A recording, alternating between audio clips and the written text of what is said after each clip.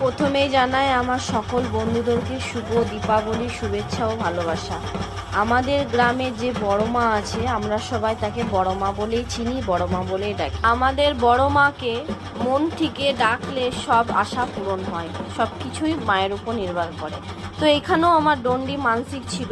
আর মায়ের মন্দির থেকে আমাদের ঘাট ছিল প্রায় 600 মিটার।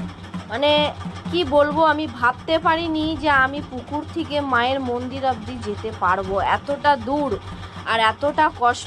আমার বাড়ির লোক, দিদি, মাসি, মেয়ে সবাই ছিল আমার পাশে সব সময় ছিল, অনেক সাহস দিয়েছে, এমনকি আমার জন্য মাকেও অনেক ডেকেছে যে মা তোমার মন্দির অবধি যেন আমি যেতে পারি। তো মানে কি বলবো, আমার কষ্ট হয়েছে ঠিকই, কিন্তু আমি যে মায়ের মন্দির অবধি আসতে পেরেছি, মানে আমি কি বলবো, আমি কাউকে বোঝাতে পারছি না। আমার মায়ের মুখটা যখন আমি দেখছি, সত্যি আমার মনটা ভরে গেল।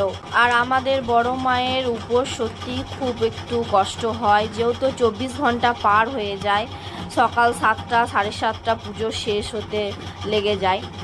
তো যাই হোক, আমার মায়ের আমি এই বছর সম্পূর্ণ হলো, দণ্ডি পাঠা সব কিছু আমি আমার মাকে দিতে পেরেছি, এটাই আমার কাছে অনেক।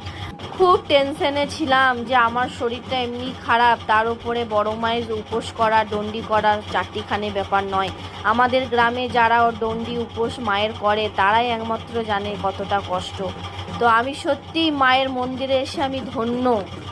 তারপর আমার এখান থেকে আর ওঠার ক্ষমতা হচ্ছে না, তো আমাকে দিদি, বর সবাই নিয়ে এখানে বসালো। কিছুক্ষণ রেস্ট নিয়ে তারপরে আমি বাড়ি আসলাম। তো বলো সবাই একবার জয় বড় মা।